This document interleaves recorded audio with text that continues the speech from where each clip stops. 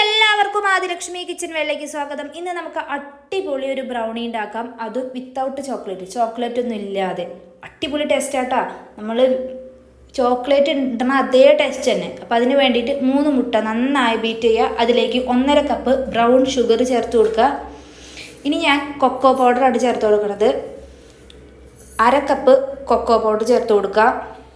ഇനി അതിലേക്ക് 1/4 cup butter ചേർത്ത് കൊടുക്കുക. 1 കപ്പ് മൈദ ചേർത്ത് കൊടുക്കുക. 1 ടീസ്പൂണ് ബേക്കിംഗ് പൗഡർ ചേർത്ത് കൊടുക്കുക. പിഞ്ച് ഉപ്പ് ചേർത്ത് കൊടുക്കുക. ഇനി നന്നായി ഇളക്കി കൊടുക്കുക. നമ്മൾ നന്നായി എല്ലാം മിക്സ് ആയതിന് ശേഷം 1 ടീസ്പൂണ് വാനില എസൻസും കൂടി ചേർത്ത് കൊടുക്കുക. ഇനി അത് നന്നായി മിക്സ് ചെയ്യുക.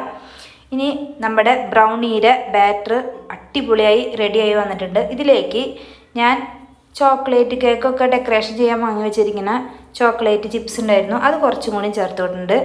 ഇനി നമ്മൾ ഒരു പാനിൽ ബട്ടർ പേപ്പർ വിരിച്ച് ആ ബാറ്റർ അതിലേക്ക് ചേർത്ത് കൊടുത്ത് നമ്മളതിൻ്റെ മുകളിൽ കാഷ്യൂനട്ട് ഇട്ട് കൊടുക്കണം. ഇനി നമ്മൾ ഓവനിൽ 35 മുതൽ 45 മിനിറ്റ് വരെ 180 ഡിഗ്രി സെൽഷ്യസിൽ വെച്ച് കഴിഞ്ഞാൽ നമ്മുടെ ബ്രൗണി റെഡി ആയിട്ടുണ്ട്. ഇറക്കിയ ഉടനെ നമ്മൾ കഴിക്കാൻ പാടില്ല. ഇനി ഒരു നന്നായി തണുത്ത് കഴിയുമ്പോൾ ബ്രൗണി ചുങ്ങി തുടങ്ങും. ഇതേ സമയമാകുമ്പോഴാണ് നമ്മൾ കഴിക്കാൻ പാടുള്ളൂ. അപ്പോൾ നമ്മൾ അതിൽ കുറച്ച് ചോക്ലേറ്റ് ഗണേശൊക്കെ മുകളിൽ ഒഴിച്ച് കൊടുത്ത് കട്ട് ചെയ്ത് കഴിക്കാം.